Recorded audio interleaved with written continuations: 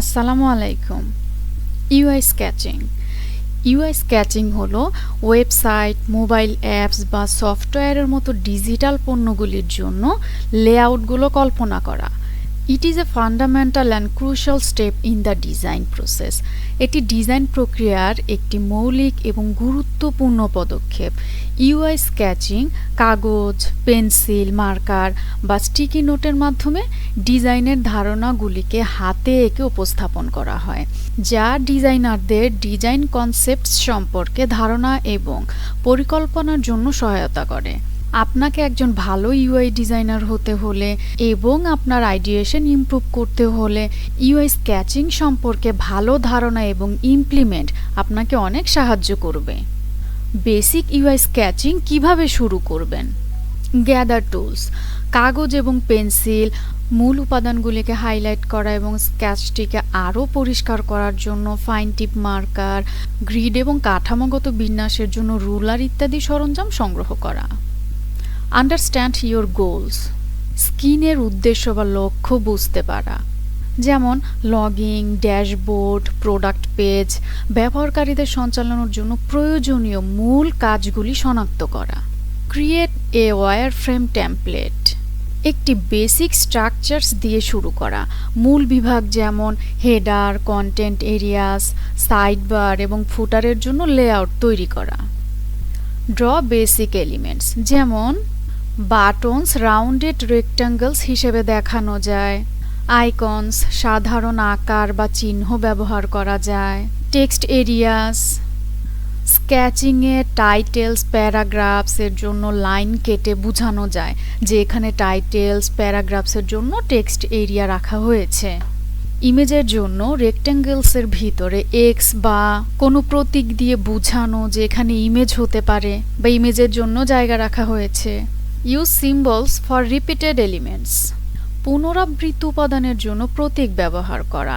যেমন আপনি একটি নেভিগেশন সহ একটি মোবাইল অ্যাপের হোম স্ক্রিন স্কেচ করছেন, সেক্ষেত্রে পুনরাবৃত্ত উপাদানগুলির জন্য প্রতীক ব্যবহার করা যেতে পারে, যেমন হোমের জন্য একটি ছোট বাড়ির প্রতীক বা চিহ্ন, সার্চের জন্য একটি সার্চ আইকন, কার্টের জন্য একটি শপিং কার্ট প্রতীক, সেটিংসের জন্য একটি settings icon.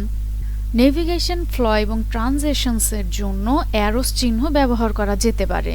Focus on functionality not details, রং বা ডিটেলস যোগ করার কোনোই প্রয়োজন নেই।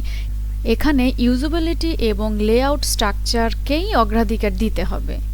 অ্যানোটেড অ্যাজ নিডেড, প্রয়োজনে কার্যকারিতা ব্যাখ্যা করার জন্য নোট লিখে রাখা যেতে পারে।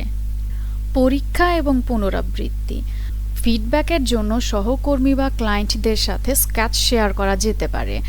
হাই ফিডেলিটি ডিজাইনে যাওয়ার আগে ইনপুটের উপর ভিত্তি করে সংশোধন করাও যেতে পারে। এই পদক্ষেপগুলি অনুসরণ করে আপনি সহজ কিন্তু কার্যকরী ইউআই স্কেচ তৈরি করতে পারবেন। শুধু আপনার চেষ্টা এবং ইচ্ছাশক্তি থাকতে হবে। আমরা এর আগে ইউআই এলিমেন্টস সম্পর্কে জেনেছিলাম। আপনারা সেই সমস্ত এলিমেন্টসগুলো কাগজে কলম দিয়ে স্কেচ প্র্যাকটিস করতে পারেন। এছাড়াও আমি আপনাদেরকে একটি ওয়েবসাইট লিংক দিয়ে দিয়েছি, এর নাম হচ্ছে এলিমেন্টস কিট। সেখানে অনেক ধরনের এলিমেন্টস রয়েছে, আপনারা সেখান থেকেও স্কেচিং প্র্যাকটিস করতে পারেন। আপনারা লিংকটিকে কপি করে ব্রাউজারে গিয়ে পেস্ট করবেন।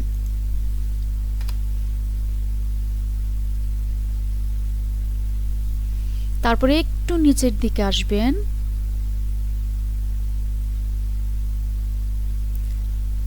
এখানে অনেক ধরনের এলিমেন্টস দেয়া আছে। এক্সপ্লোর অল ওয়েটসে ক্লিক করার পর দেখতে পাবেন অনেক ধরনের এলিমেন্টস রয়েছে।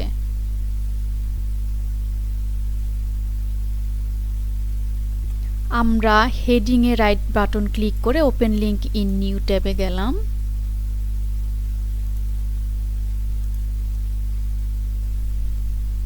দেখতে পাবেন এখানে অনেক ধরনের হেডিং এর এক্সাম্পল দেয়া আছে। হেডিং এভাবেও হতে পারে, এভাবেও আপনারা ডিজাইন করতে পারেন। প্রতিটি হেডারই কিন্তু ব্যতিক্রম।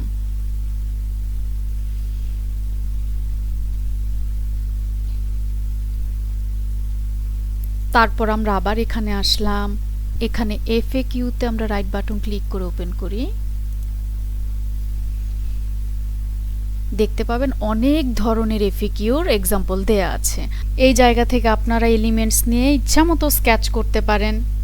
আমরা আরেকটি ওপেন করি।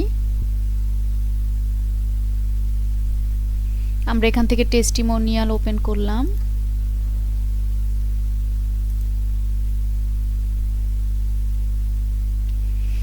এখানে অনেক ধরনের টেস্টিমোনিয়াল রয়েছে,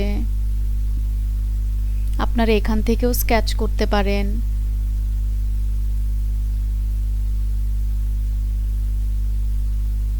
আজকের ক্লাস থেকে আমরা ইউআই স্কেচিং সম্পর্কে জানলাম।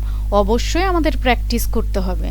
আমরা যত প্র্যাকটিস করব আমাদের তত আইডিয়েশন বাড়বে। ভবিষ্যতে একজন ভালো UIUX ডিজাইনার হওয়ার জন্য ইউআই স্কেচিং অবশ্যই আমাদের হেল্প করবে। তাহলে দেখা যাক কে কত বেশি স্কেচ করতে পারে।